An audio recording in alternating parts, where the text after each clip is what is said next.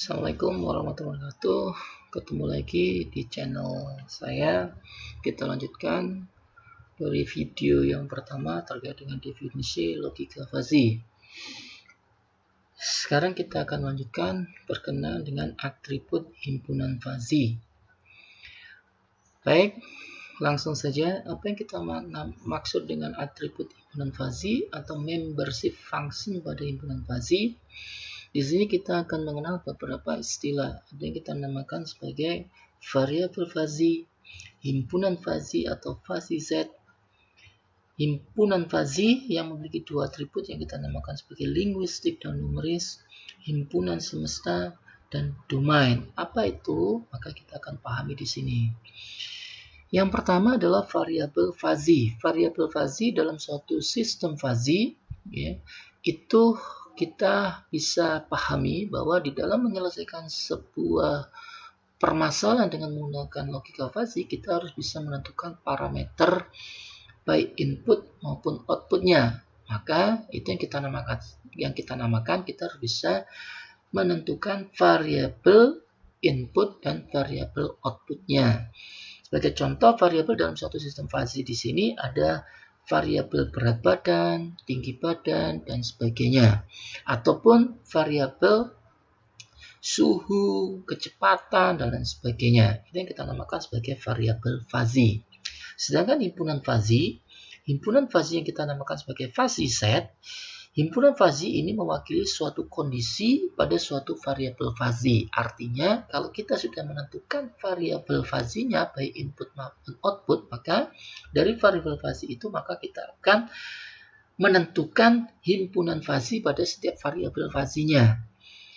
Suatu contoh di sini, misalkan kita punya variabel fuzzy suhu, maka di dalam variabel fuzzy suhu ini kita akan bisa menentukan himpunan fuzzy-nya. Bisa kita bagi menjadi berapapun jumlahnya. Bisa kita bagi menjadi 3 himpunan fuzzy, bisa kita bagi menjadi 4 himpunan fuzzy, 5 himpunan fuzzy, itu terserah kita dalam menentukan dan kebutuhannya. Di sini variabel suhu kita bagi menjadi 3 himpunan fuzzy, yaitu panas, hangat, dan dingin. Kemudian ada lagi contoh, misalkan variabel nilai terbagi menjadi tinggi, sedang, rendah. Jadi tergantung bagaimana kita menentukan atau bagaimana kita sesuai dengan kebutuhan berapa jumlah himpunan fuzzy yang kita bagi, kita tentukan berdasarkan variabel fuzzy yang sudah kita buat. Kemudian ada himpunan fuzzy. Himpunan fuzzy ini memiliki dua atribut, yaitu yang pertama adalah linguistik dan yang kedua adalah numeris. Apa linguistik? Linguistik di sini adalah penamaan suatu grup yang mewakili suatu kondisi. Misalkan panas, hangat, dan dingin. Jadi, misalkan dari suatu variabel fuzzy suhu itu kita tentukan 3 himpunan fuzzy dengan penamaan linguistiknya adalah panas, hangat, dan dingin. Kemudian numeris itu adalah ukuran dari suatu variabel, seperti 17, 19, 21, 33, dan seterusnya. Ini kita namakan sebagai numeris dari suatu variabel. Kemudian ada yang kita namakan sebagai himpunan semesta. Himpunan semesta ini adalah seluruh nilai yang boleh dioperasikan dari suatu variabel fuzzy. Contohnya, semesta untuk variabel berat badan itu antara atau mulai dari 1 sampai 150. Semesta dari variabel suhu itu mulai dari 0 sampai 100. Terserah kita menentukan nilainya. Ini adalah yang kita namakan sebagai himpunan semesta. Sedangkan domain di sini adalah keseluruhan nilai yang diizinkan dalam semesta dan boleh dioperasikan dalam suatu himpunan fuzzy. Artinya di sini domain itu adalah nilai-nilai yang ada pada setiap himpunan fuzzy yang kita buat. Misalkan pada variabel suhu itu dingin dengan domainnya 0 sampai 60, hangat dengan domainnya 50 sampai 80, panas dengan domainnya 80 sampai dengan plus tak terhingga. Jadi ini yang kita namakan sebagai atribut himpunan fuzzy atau membership function di dalam satu himpunan fuzzy. Contoh di sini himpunan fuzzy di sini kita lihat di sini variabel temperatur. Kita punya variabel temperatur yang kita bagi menjadi 5 himpunan fuzzy. dengan linguistik, yaitu dingin, sejuk, normal, hangat, panas. Jadi kalau kita lihat di sini pada grafik atau himpunan Kripps-nya, kita lihat di sini kita punya 5 himpunan fazi: dingin, sejuk, normal, hangat, dan panas. Ini yang kita namakan sebagai semestanya, dan ini yang kita namakan sebagai domain pada himpunan fasi dingin 0 sampai 20, domain pada himpunan fasi sejuk 15 sampai 25, domain pada himpunan fasi normal 20 sampai 30, dan seterusnya. Jadi kita sudah memahami bahwa ini adalah variabel pada temperatur dengan himpunan fasi setnya dingin, sejuk, normal, hangat, dan panas, dengan semestanya 0 sampai 40, dan domainnya kita bagi-bagi berdasarkan setiap pada himpunan fasinya. Penentuannya terserah kita sesuai dengan kebutuhan. Jadi paham terkait dengan semesta dan domain. Jika ada pertanyaan, silakan langsung aja klik di komentar channel, ataupun bagi teman-teman mahasiswa bisa langsung tanyakan ke saya lewat Google Classroom. Sekarang kita lanjutkan terkait dengan fungsi keanggotaan. Apa itu fungsi keanggotaan? Kita lihat pada pemahaman di sini. Jadi fungsi keanggotaan himpunan fasi atau yang kita namakan sebagai membership function adalah suatu fungsi kurva yang menunjukkan pemetaan titik-titik input data ke dalam nilai keanggotaan atau derajat keanggotaan yang memiliki interval antara 0 sampai 1. Jadi, membership function ini menentukan nilai ketegasan berdasarkan nilai derajat keanggotaan pada suatu himpunan. Jadi ada beberapa fungsi yang bisa digunakan. Ada representasi linier. Representasi linier ada representasi linier naik dan ada representasi linier turun. Untuk menentukan derajat keanggotanya, kita bisa melihat rumusan ini. Mu X itu akan sama dengan 0 untuk derajat keanggotanya jika nilai X-nya lebih kecil atau sama dengan A. Jadi antara 0 sampai A, maka nilai mu X atau derajat keanggotanya nilainya adalah 0. Jika nilainya antara 0, jika X-nya antara A sampai B, maka kita bisa menggunakan rumusan di sini. Jadi antara A sampai B, rumusan menggunakan X minus A dibagi dengan B minus A. Tapi jika nilai X-nya lebih besar dari B, maka derajat keanggotaannya bernilai 1. Sama halnya dengan linear representasi dari linear turun, yang menggunakan rumusan yang sudah diberikan di sini. Kemudian untuk representasi linear, kita contohkan pada representasi linear naik di sini. Misalkan pada fungsi keanggotaan untuk himpunan panas pada variabel temperatur ruang seperti terlihat pada gambar berikut. Jika X-nya kita tentukan nilai temperaturnya 32, berapa derajat keanggotaannya atau mu X-nya, maka bisa kita menggunakan hitungan linear atau representasi linear naik seperti yang terlihat pada penjelasan sebelumnya. Jadi, kalau dia berada di antara A sampai B ini, maka dia menggunakan rumusan ini. Kalau kita lihat di sini 32 dia berada antara A dengan B, maka kita bisa menggunakan rumusan X minus A dibagi B minus A. Jadi artinya di sini X-nya 32, X minus A, A-nya 25 dibagi dengan B minus A. B-nya 35 dan A-nya 25, berarti 35 minus 25, sehingga hasilnya adalah 0,7. Artinya nilai derajat keanggotaannya bernilai 0,7. Sama halnya dengan representasi linear turun. Jadi di sini kalau kita lihat mu X-nya dinilai 20.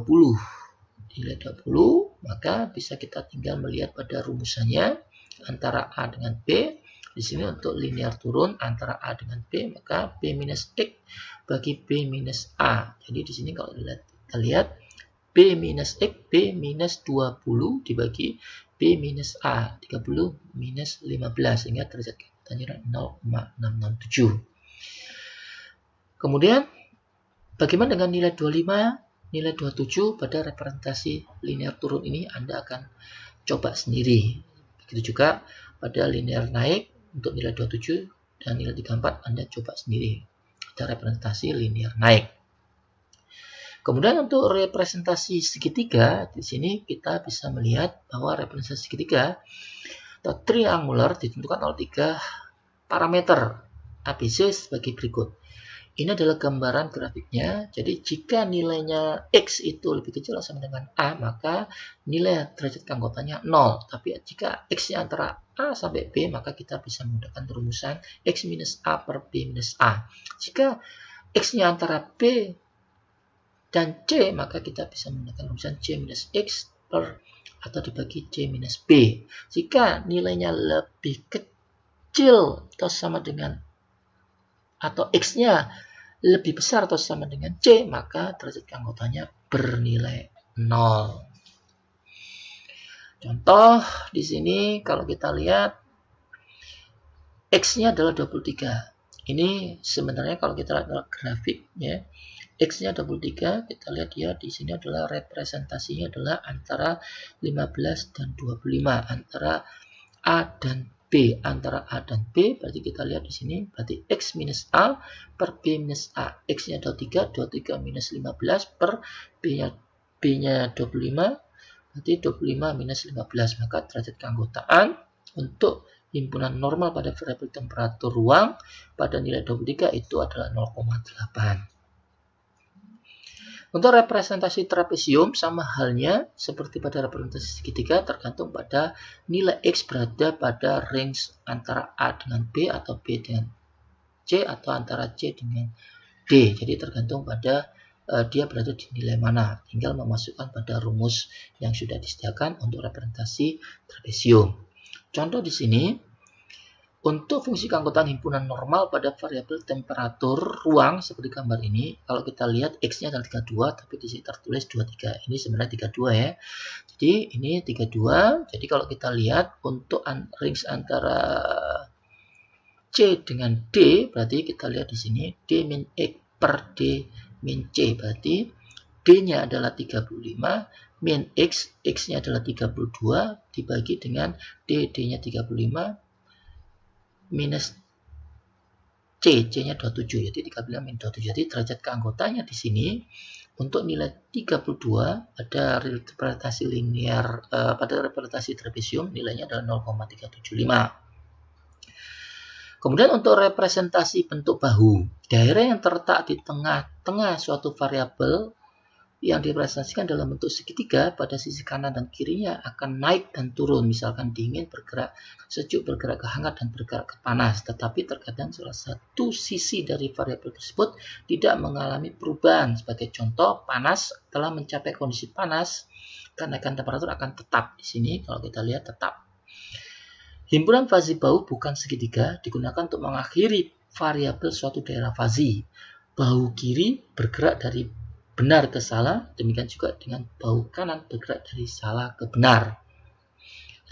Kemudian selanjutnya ada representasi kurva S, sigmoid, ada kurva S pertumbuhan dan ada kurva S penyusutan. Pertumbuhan naik dari 0 ke 1, penyusutan dari 1 ke 0. Sehingga representasi kurva sigmoid ini bisa kita rumuskan seperti yang terlihat pada slide di sini. Jadi kurva S didefinisikan dengan menggunakan 3 parameter, yaitu nilai keanggotaan alfa, kemudian keanggotaan lengkap, kemudian titik infleksi crossover beta, yaitu titik yang memiliki 50% benar. Sehingga jika dia, kalau kita lihat pada kurva ini, jika dia berada antara atau lebih X-nya lebih kecil atau sama dengan alfa, maka derajat keanggotaannya 0. Jika antara alfa dengan beta, maka kita bisa menggunakan rumus ini. Jika antara beta dengan gamma, maka bisa menggunakan rumus ini. Jika X-nya lebih besar daripada gamma, maka derajat keanggotaannya bernilai 1. Ini adalah sigmoid atau kurva S pertumbuhan. Sedangkan untuk kurva S penyusutan, kita menggunakan rumus yang ini. Baik, paham kira-kira ya? Kemudian untuk representasi bentuk S, ini contohnya.